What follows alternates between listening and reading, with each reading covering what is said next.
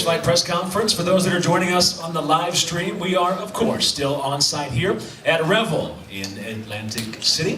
We've got the fighters behind us, of course. We'll open it up for questions just after opening comments. So for those members of the press that are joining us, we'll have the focus turned upon you for questions, and we'll do that after our opening comments. So we'll do that right now. For the CEO and chairman of Bellator MMA, he'll have the opening comments, Mr. Bjorn Rebney. Thanks, Mike. This is why I became a fan of this game, was to watch an event like this and see 7 fights make a TV broadcast, to see 7 finishes, to see the kind of performances we saw on both sides of this table tonight. It just, that's why I fell in love with the game, and that's why I watch the game, and that's why I watch everything out there in MMA. So just, I mean, I hate to be kind of silly about this, but a big applause for these guys who gave us this kind of night, please.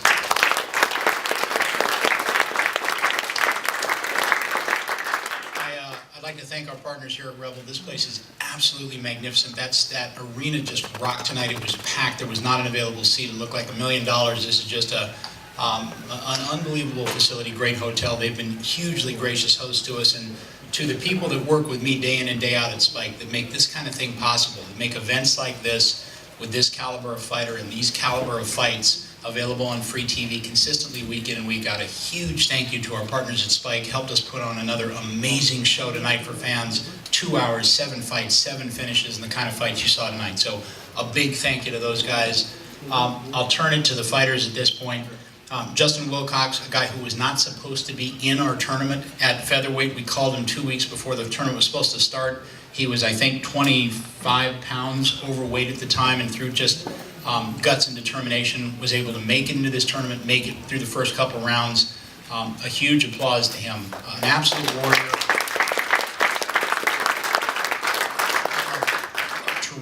Terrific human being, and a guy that I'm thrilled to have fighting in our organization and who will be back.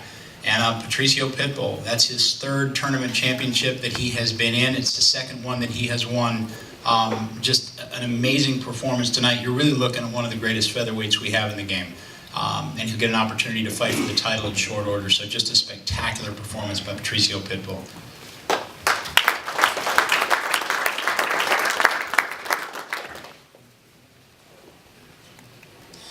Só tenho a agradecer, dar na organização o melhor do mundo, e eu vim aqui para dar o meu melhor. So I want to thank everybody for the support, Bellator, and every time he comes to the cage, he'll come to give his best, and except for the next one.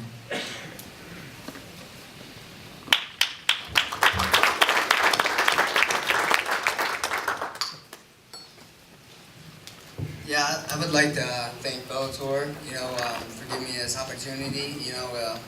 Like you said, I took it on short notice, not 2 weeks, 7 days, 22 pounds. But yeah, I'm excited to be fighting for Bellator. I was telling my manager, I was like, man, get me in there. These guys put on exciting fights, and so I'm just really happy to be here, and just looking forward to me being that next tournament. I told Keisha, hopefully, I pray that he wins, so me and him can do it again. Thank you. I'd like to say a big thank you to Tom McKenna. Stood in. Marcus Calmon is one of the best bantamweights we've got in the world. To step up and fight a guy like that, even with notice, is a tremendous show of courage, and he put on a good fight. Marcus, we usually see you knocking people out, but it was a breath of fresh air to see your jiu-jitsu today, and that is just a masterful art when you put it on inside the cage. So congratulations on a big win. You'll see him next in our next 135-pound tournament, and he'd probably be a betting favorite to win the whole thing. So congrats.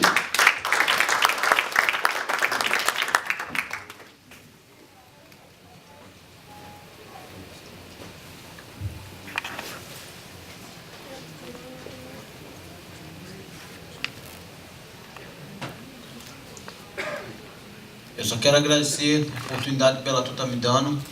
E eu não escolho adversário. Por quem o Bellator for mandar o nome para mim, eu vou lutar com qualquer um adversário, 135, eu luto com qualquer um.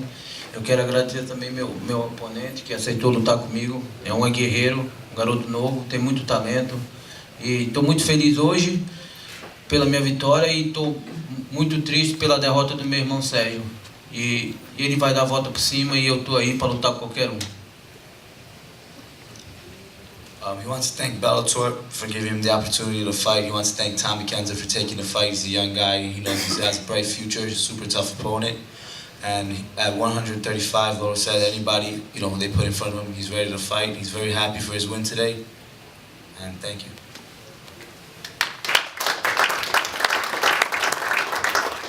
Yeah, I just want to thank Bellator also for letting me fight for him. And it was, he came out and did a little bit different than what I was expecting. A lot of times you see him, he's a banger, likes to stand up and bang with everybody, but it's a little bit different this fight. But I just want to thank Bellator again. Thanks. In our Volkov-Minokov fight for the heavyweight world title, I'm thrilled to say our heavyweight division has just exploded in terms of the level of fighter that we've got fighting at heavyweight for us. Our former champion Volkov is a huge talent. You're going to see him back in our cage in very short order. He's a wickedly talented fighter. It's Mr. Minokov's night tonight. He is also an incredible talent with the Sambo background, the incredible strikes, a great power in his hands. He's got a lot of the facets of the game that some European fighters don't come with, which is incredible wrestling, great takedowns, great hips. So just two great fighters. Just unbelievably exciting to watch. Everything you would ask out of heavyweights. And I'm just a big congratulations to both of them and to our new heavyweight champion, Mr. Minokov. Congratulations. Я очень рад, что у меня все получилось. Не только у меня, у нашей команды, у команды Fight Nights. Я хочу поблагодарить своих менеджеров Камила Гаджиева, Алексея Жернакова. Также хочу поблагодарить Александра и его команду за хороший бой. Я очень хорошо отношусь к Александру. Спасибо большое.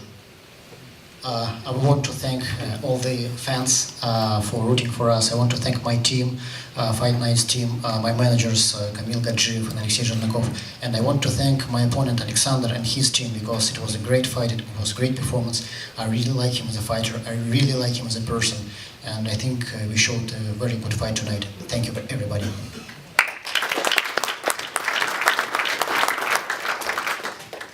So thank you very much for Vitaly. He's a very tough guy. He's a real champion. Thank you for Bellator for this fight with a undefeated fighter. This was very good. Sorry for my team for this lose, for all people who spent time on me, and thank you for all guys who support me. So I a little bit upset with this fight because I was before watched the situation and when I won this fight, but so it was stopped. I think a little bit earlier, but no question for Vitaly. He's a real tough guy. He wins this fight. Won this fight. Thank you.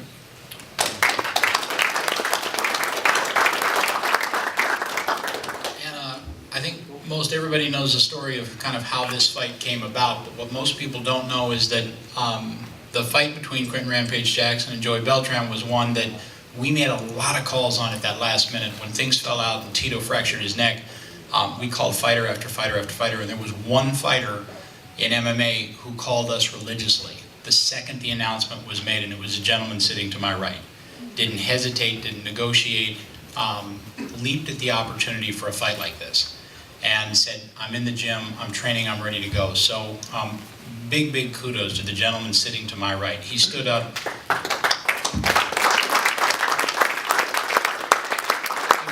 It was well documented in terms of what we were doing on Spike, what kind of a camp and what kind of preparation Quentin Rampage Jackson was putting into the prep for the Tito fight. There were no surprises that his knees were back and that he was going to be ready to fight. So for Joey Beltran to step up like that, a big applause to him. And also, he's a gentleman that will do damage with us in our 205 division. I can't wait to see him back in the cage. And the gentleman sitting to my left, we had a plan that he and I put together as partners. And that plan has started to work itself through the system. And there was a little bit of a deviation on the theme a couple of weeks ago, and we put it right back on track. We were able to get a huge fight here at a big sold-out house at Revel, let fans on Spike watch that fight for free.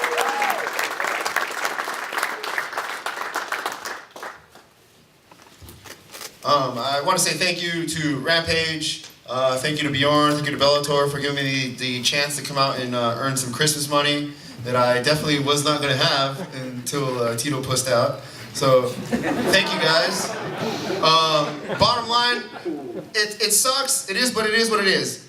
I'm looking at it like that, you know, I'm able to go home, nothing's wrong with my face, go see my beautiful wife and my kids and enjoy the holidays and get ready for the 205 tournament. And I would love Rampage to fight again. I would really love it. We can do it at catchweight, we'll do it at heavyweight, I don't care. I would just love to fight you again, man, with you-know-who not as the referee. That's all. I mean, me and this guy fucking, yeah, man, we're a little upset, but it's all good, man. I just want to say thank you from the bottom of my heart to Bellator, to Bjorn Rebney, Revel. This place is awesome. Ridiculous how nice this place is. And that's about it, man. Thank you, guys.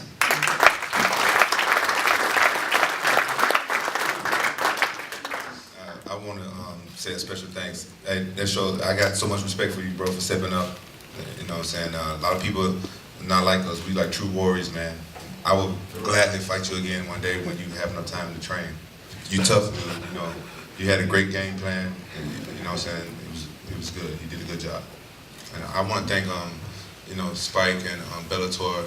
This place, you guys have no idea, you know, I fought in all the big shows all over the world, and, you know, this place, the energy here is just so good. I just like the way they treat all the fighters. You see how Bjorn, like, first thing he do is, like, congratulate us. Like, we feel good. That's why, you know what I'm saying, I see the fighters here, they come up on the show. You know what I'm saying, we put our lives on the line, we put our health on the line to entertain people, but sometimes we don't feel appreciated. But here in Bellator, we do, and that's why I noticed, like, why you guys fight so hard, and that's why I train so hard, and that's why I fight so hard. And I just wanted to thank you, man. You changed me, man. You got my knees fixed. No one ever done anything like that for me. And you guys are gonna see a different change in me. You already see the way I was fighting a tough guy over here, you know what I'm saying? I'm finna mix it up, change back to a true mixed martial artist, and it's only, you know what I'm saying, the beginning of, you know, there's gonna be a lot more stuff coming. I'm finna go back to the gym right after Thanksgiving and start back working hard. I got a strong team with me, Wolfler. If you guys have been paying attention, we've been pretty much undefeated in Bellator, except for two of my teammates fought each other, so they don't count, you know what I'm saying? Combo won, so, you know what I'm saying, still we kind of like, that's the only loss, and we lost to ourselves, so, you know, we've been, you know, it still don't count, but, you know, I got some great coaches, Dave Jackson, you know what I'm saying, we got Antonio McKee and Tom Blackledge and Gavin Stewart, and, you know what I'm saying, Wolfler, man, these guys, they train me hard, but the last couple of years, it's been looking like I've been sucking because I've been hurt, and I've been out there fighting hurt, and, you know, I've been trying to, you know what I'm saying, keep it real, but fans think you're making excuses, but now it's on. I just want to thank everybody that still support me, and there's a lot more years left in me. Thank you, guys.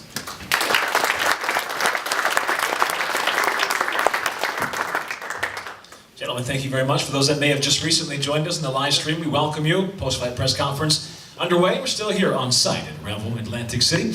So with opening comments taken care of, gentlemen, again, thank you very much. Let's open it up to those members of the press that have questions. We'll take the first question. And gentlemen, here you go. Good evening, gentlemen. Congratulations. Luke Thomas here for MMA Fighting. Rampage, can you talk about what actually was the problem with the knee? Could you not put weight on it? Was it constant pain? What exactly was it doing to you? Well, I injured my right knee years ago. I injured training for the Rashad Evans fight, and then you know, it just took its toll. Then later I tore my meniscus a month before I fought Bader, and then the left knee, John Jones kicked it backwards when I fought him, and it's never been the same since. And so it's just like I've been training on two bad knees, and you know, I couldn't really train the way I. My breath does that too. It's bad. I got mouthpiece breath. It's bad. I'm sorry, guys. This microphone's trying to get out of my hand. I apologize. I keep it away like this. And so it's like it was like very painful. Like I did surgery on there's some RF somewhere. Fixed, but it was still painful. It might be just that mic. After my last fight, you know, left knee out. I don't know. I got MRIs on it and stuff like that, but I don't know why it's. I guess because it's hyperextended, I don't know why it's in so much pain, but now they're good. A question for Bjorn. You have two fighters, obviously upset with Dan Murgliata's stoppages. What is your sense? Did you feel they were early, on time? Look, I haven't had a chance to go back and look at him, but Dan does a pretty amazing job. He's one of the best we've got in the game. And, look, if a referee's ever going to make a mistake, I would always rather see that mistake be made a little bit early than a little bit late. So, I was looking at both of them. I thought the uppercut in the heavyweight world title fight, that was a vicious uppercut that would have knocked out most horses. And when he unleashed 20 seconds to go in the round, a lot of clean shots landed. From what I saw, they didn't seem like early stoppages. They seemed like good stoppages with the referee who was paying attention to fighter safety, which is paramount to what everybody should be paying attention to. So I don't have much of an issue with it. Rampage, given what you've gone through over the last 10 or so months, the last 3 fights with the UFC, the first fight here, it seems like there's been a tremendous weight, at least that's the impression that I'm getting. There's been this tremendous weight being lifted off your shoulders. If you could delve into that a little bit more for us, just what this win today means for you.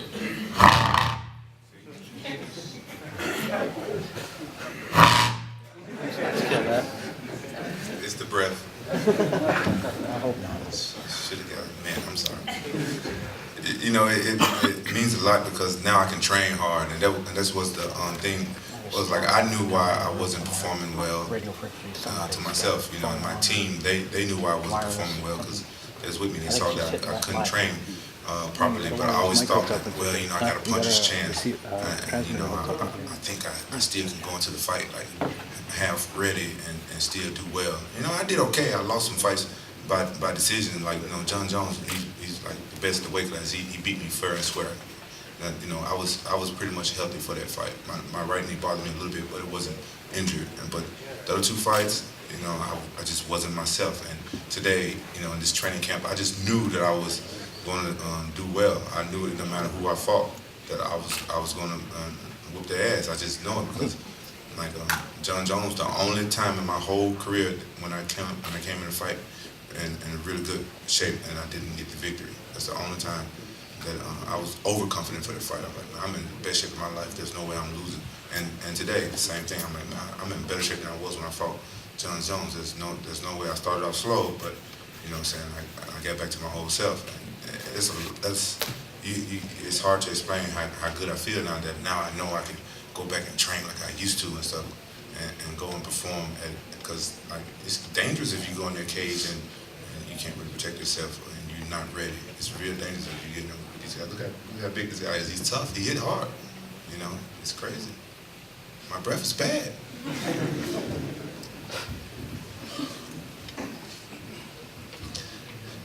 Actually, it's not Rampage's breath, so you can put your bits away. It was an RF hit with that microphone, so that microphone's out. Next question from members of the press. Hi, Christian Stein with MMAJunkie.com. For Joey, you had talked in the past about fighting in some minor organizations in which the check bounced and, things like that. You know what I'm talking about. Now you headline your own card here. I mean, can you talk about the progression and how you feel from coming from that place to a night like tonight, just regardless of the result? Yeah, I mean, I would hope that's the plan of anybody that gets into this is to eventually fight people on the level of Rampage Jackson and headline shows. I mean, why else would we do this? To be honest with you, as far as my career goes, this is the last place I'm going to fight. I'm going to make my run for it. I'm going to get in that tournament. I'm going to go for it. And if I don't do it, I'm not going to go back to Gladiator Challenge or Wild Bill's country cage fighting in Oklahoma and build my record just for the sake of ego. Like, I want to fight the best in the world. I want to fight for a high-level organization. And if I can't do it, then it's all right. I'll go get a normal job and fucking raise my kids and enjoy my life, But yeah, I mean, this is an awesome moment to headline a big show against a world-class, like literally world-class opponent, like a former world champion, like for a chubby little Mexican kid from Carlsbad, California. That's pretty cool. My life definitely doesn't suck, so it's good. It's good. That answers. It's a good process, I guess, to answer your question. And for Rampage, what can we expect to see you doing outside of MMA, especially since Bellator has an off-season? So, I mean, you've talked about other things like professional wrestling and what have you. Yeah, I'm still have plans to do professional wrestling. I got to learn the trade. you know, that's where I get to be a big kid. I always wanted to be a pro wrestler even before I even knew what MMA was. So I still do stuff like that. And, you know, I got other little projects that I like doing. I'm still trying to get into the video game world. So I keep myself busy. But other than that, I'm just going to keep training and keep working and getting better. I want to bring my ground game back up like it used to be back in the day. So I'm just going to be back in the gym. And Patricio, the strategy against Wilcox, was it to hurry up and get the TKO as soon as possible because he's so dangerous until the very last breath, as we saw in previous fights?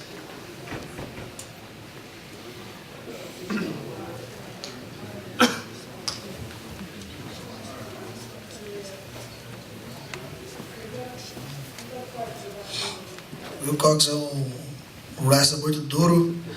Ele, nas duas apresentações, ele conseguiu colocar seus adversários para baixo e depois disso os oponentes não conseguiram reverter. Eu fiz a estratégia em cima disso e eu queria acabar a luta rápido sim, para não ter complicações futuras nos rounds seguintes. Yeah, Wilcox in his previous fights, he controlled the guys, took everybody down, and controlled well on the ground. So our strategy was, to keep the fight on the feet, and finish as soon as possible. But the win's gonna be a tough fight, but everything worked out well. My hands landed, and so that's pretty much it.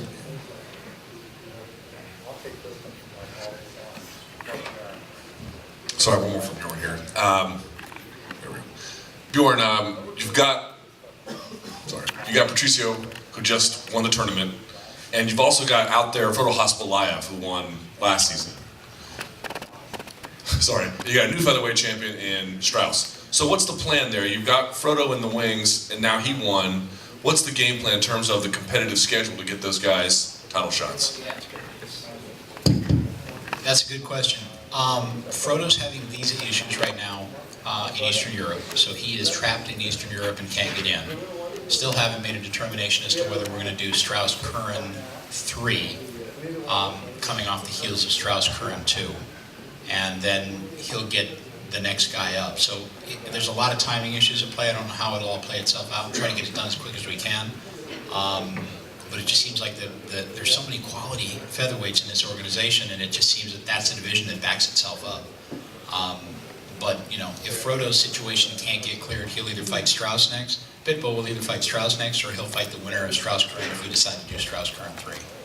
Got it. And one more for Rampage. So you said in the days leading up to tonight, you were over Tito Ortiz. You were sort of put it in the rearview mirror. Now that you fought, and you seem to be in a great mood because of the victory, how do you feel about it now? Still Tito in the rear view? Would you reconsider? How are you feeling about it?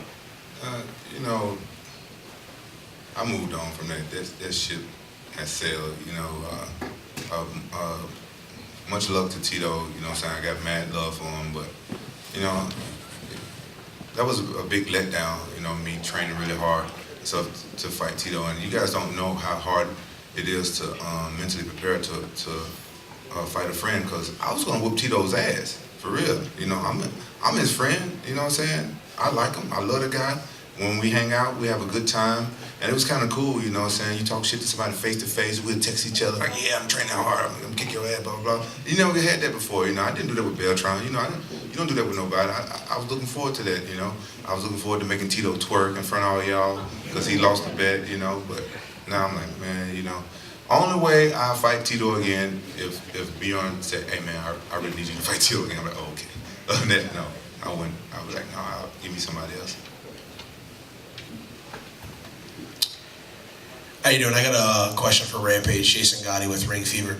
I have a two-part question. My first question is, I can definitely see a difference from your fights, your previous fights in the previous organization that you were with, to the Rampage Jackson of old that I always associated yourself with, the Pride days. You know, Joey Beltran, he came in there, he stood with you, he banged, he didn't try to hug you to death, which was good. And, you know, I think that the fans absolutely, you know, really appreciated that fight, especially here at Bellator, where it's about working your way up and it's about the fighters. So my question for you is, mentally, is this the best Rampage Jackson that we've seen in a long time? Yeah, I can tell that tonight, you know what I'm saying, I showed some stuff that I haven't showed for a while. In this camp, I was able to do a lot of things. You know, this camp, I actually enjoyed training. I haven't enjoyed training for years because I was in so much pain. I'm not going to name off all the things that was bothering me. It was more than just my knees. But it's weird, you know, when you get positive and you get a lot of positive energy and stuff around you, it seems like make even other things better, because some of my other small injuries, stuff that wasn't like severe, even didn't act up. You know, you remember I pulled out in one of my fights in Brazil because I had a hurt elbow. You know, things like positive. This camp was positive. I got a really good positive vibe from you guys over here, and you know, I'm happy to fight again. It's weird. It's a long story, but yeah, I think that you guys are going to see better than how I was tonight, because I felt like I was a little rusty. I started off really slow, and I haven't fought in 11 months. Now I want to get back in there. I already asked them again, like, hey, after Thanksgiving, I want to get back in there. I want to fight again soon, so I keep it going. I want to get the rest out the way, and I want to fight as much possible as I can. I think I got like 3 to 5 more years in me. Absolutely, Rampage, and I agree with you 100%. My follow-up question pertains to your professional wrestling. Being a professional wrestler myself, I understand how hard it is. I would just like you to elaborate. How difficult is that training compared to MMA training? Obviously, it's a different animal, but it's still physical, and you still have to, you know, take a lot of bumps and bruises. Well, you know what the thing about pro wrestling, what a lot of people that don't do it, that don't understand about pro wrestling, is like they call it fake and stuff like that. Yeah, it's entertainment, but that stuff hurts. Everything hurts. You know what I'm saying? Like I have to give them mad respect, because you know I've done movies, I've done action movies, and those guys. If I hear people talking bad about pro wrestling, but I feel like if you're gonna talk bad about pro wrestling, you might as well talk bad about action movies. But you gotta respect pro wrestling because they do their own stunts. The people in the action movies, they don't be doing that stuff themselves. They have stuntmen that do all this stuff for themselves. The pro wrestlers, they're out there doing this stuff themselves, and that's why I give them mad respect. And you know, that stuff actually does hurt. Even when you hit the ropes, it looks like it don't hurt. That hurt. And people slam it, that hurt.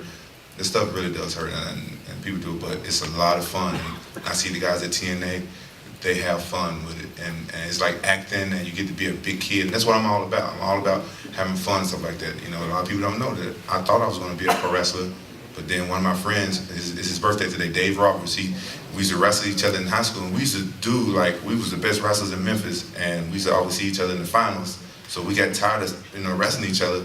Our coaches were best friends. We used to put on fake wrestling matches to the last 2 minutes of the match, and we was like the most famous wrestlers in Memphis because of that.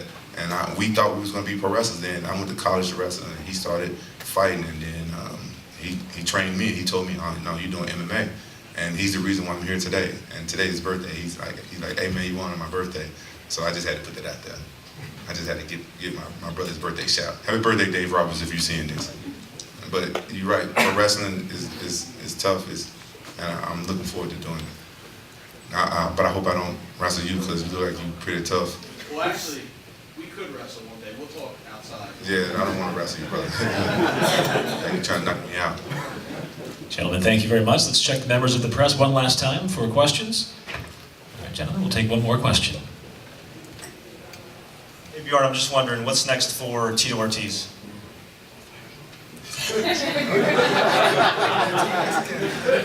Joey's ready to step up right now. Try to schedule for Friday.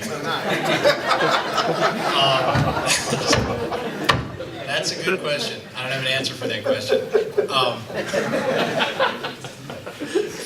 First we got to figure out what's going on with his neck, and how to get when the fracture is 100% healed. If it's 100% healed, a lot of tests to be done, a lot of conversations with Tito. But we'll see. I thought you were going to ask a wrestling question. What's up with that? Maybe later? Okay, I'll be here. For those members of the press, we thank you for your questions. Bjorn Rebney and the fighters will be available after the conclusion of the press conference for individual interviews. Right now, though, we'll throw it back to Bjorn Rebney for closing comments.